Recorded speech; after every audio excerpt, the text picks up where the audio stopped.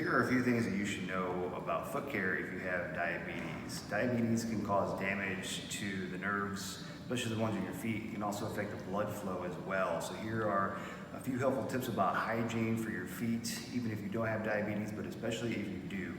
You should definitely check your feet daily for any open sores, and also check your nails for any fungal infections. Whenever you bathe your feet, you should do so gently and also in lukewarm water, not hot water, because of the nerve damage. You can't really sense the temperature of the water, so that can lead to burns and then sores and infections. You should also cut your nails carefully. Don't treat calluses on your own. Always wear clean, dry socks. And then also they have special socks for people that have diabetes, so you can get those as well. Make sure that when you're putting your shoes on, you're checking them out carefully, so that if there's anything in them, it can constantly rub and you won't feel it, and it can also lead to a sore that way as well. Do not walk around barefoot either. And so a good way to get help with all this is to go see a podiatrist, and they can help you out with that, and just take care of your feet. Diabetes increases the risk for eye conditions such as glaucoma, cataracts, and diabetic retinopathy. Diabetic retinopathy is a primary concern regarding vision complications in individuals with diabetes because your eyesight may diminish totally. This condition, and for that reason, it is necessary to continually monitor and maintain the sensory aspect in diabetics to ensure better eyes for a better life. African Americans and Hispanics are at greater risk of developing diabetic-related vision complications. Diabetes is a primary cause of blindness in ages 20 to 74. An ophthalmic nurse can educate patients regarding the early stages of vision complications related to diabetes, such as a person may be asymptomatic. As the condition worsens, you may experience any of the following symptoms: halos or empty areas in your field of vision, difficulty focusing, blurry vision, vision changes that seem to fluctuate, or diabetes of altered color perception. According to the American Diabetes Association, people with type 1 diabetes should have their first eye exam within the first 5 years. Type 2 diabetes should have their first eye exam shortly after diagnosis. Subsequent eye exams should be conducted each year after your first eye exam. During those exams, your healthcare provider can see if your vision has changed as a result of diabetes.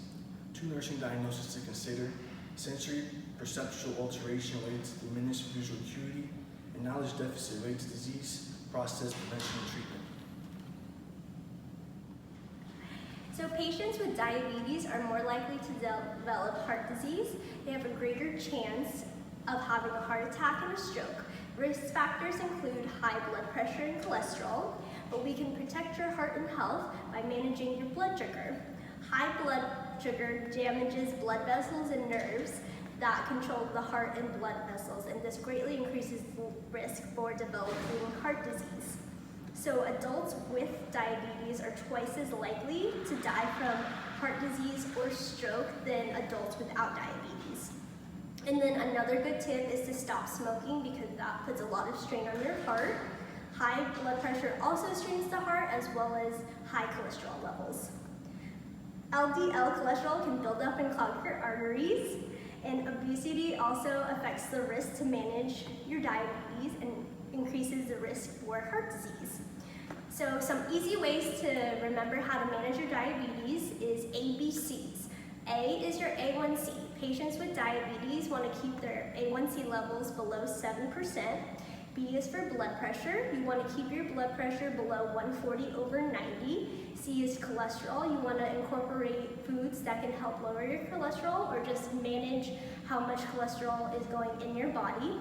And S is to stop smoking. And other healthy habits include a healthy eating plan, physical activity, adequate sleep, healthy weight, managing your stress, and certain medicines can also help protect your heart. And also, call 911 if you have warning signs of a heart attack or a stroke.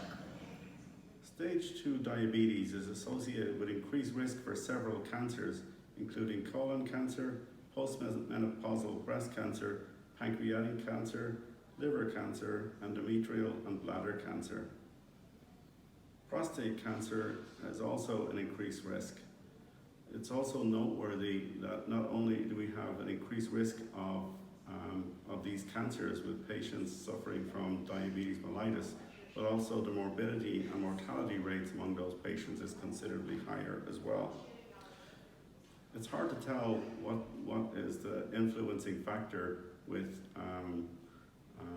diabetes and an increased cancer link.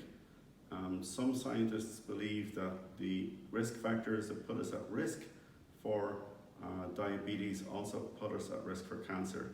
Those risk factors, of course, are poor diet, obesity, lack of exercise, and other challenges.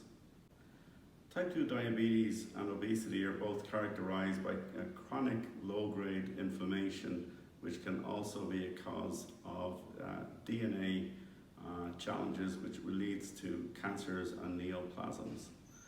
The American Diabetic Association and the American Cancer Society both recommend increased screening protocols and increased screening awareness for those that are diabetic, especially where it comes to breast cancers and endometrial cancers. Patients should also adhere to their endocrinologists and their physicians' orders where it comes to managing their weight, obtaining exercise, and also managing their diet appropriately. Diabetics are more prone to dry skin. This can cause issues such as skin breakdown, infections, cirrhosis, ulcers, and delayed wound healing. So it's important for diabetics to know the signs of skin breakdown, such as non-blanchable redness. It's also important for diabetics to keep their skin moderately moist with lotion. And they should also walk as much as possible to get the blood circulating. Also, for diabetics, if they are bedridden, they need to be turned every 2 hours. They need to have nothing laying under them, and they need to keep bony surfaces on pillows, such as like their heels or their elbows. And then it's also important to note for diabetics that when they're taking their blood glucose at home, they need to disinfect the area before sticking to decrease the chance of infection. All right, thanks for watching.